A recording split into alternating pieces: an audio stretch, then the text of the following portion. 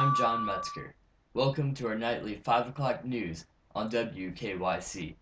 It is November 8th, 1946. We wanted to take this opportunity to recap and show a few of our channel's newscasts from during the war. These include Pearl Harbor, Operation Husky, and the surrender of Japan. Thank you. Hello, I'm John Metzger, and welcome to the 5 o'clock nightly news on WKYC. It is December 7th, 1941. This has been a tragic day in American history. A military base, Pearl Harbor, in Oahu, Hawaii, was attacked at 7:48 this morning by Japan. Japan flew over bombing the American ships in the harbor. We are not sure at this time how many Americans have been killed. However, many are estimating around 3,000.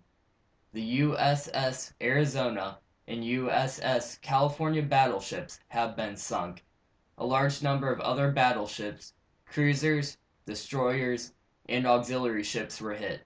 We are deeply saddened by this event. Our prayers go out to the families of those who are affected. We will now go over to Joseph Emerson. Thank you, John. What happened today was truly tragic. The question now is what our next step as a nation should be. Some are speculating as to the actions that the President may take in response to these new foreign aggressors. Many say that the war may be close at hand in light of this recent attack on the U.S. naval base Pearl Harbor. We here at Channel 5 News will continue to keep you updated on the situation as we hope that many of these questions will soon be answered. In other news, the British 8th Army is making a comeback over the Battle of North Africa. Operation Crusader was launched on November 18th in response to the siege of Tobruk by Italo-German forces. The British have been attempting to hold back the Axis expansion throughout North Africa with little success. Now, it seems that the Allies have finally struck a blow to the Axis forces. The 8th Army successfully repelling the German and Italian troops from Tobruk. The British hope that this will allow them to more easily supply their military via the Suez Canal, and hope that the Axis forces will not be able to further pursue the conquest of the Suez Canal, one of the most important waterways in the world.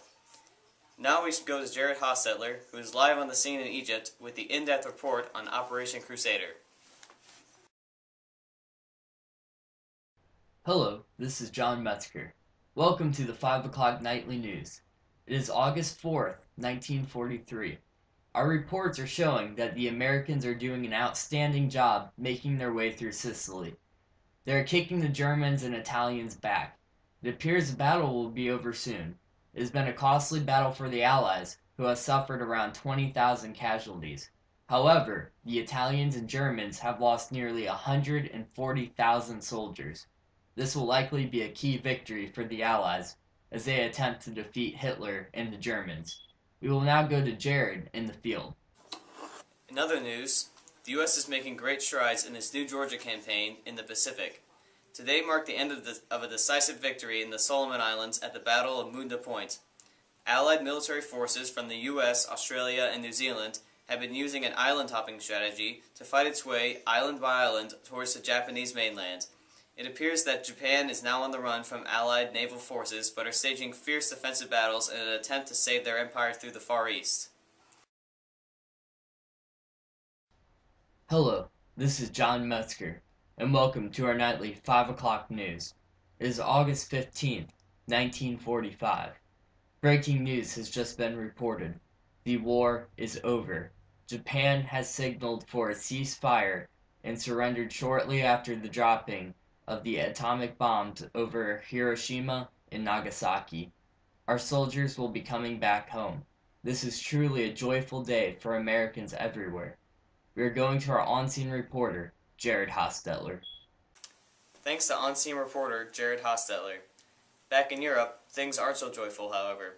The deadliest human conflict in recorded history has left many countries in ruins. Plans for the division of former Nazi Germany are already taking shape.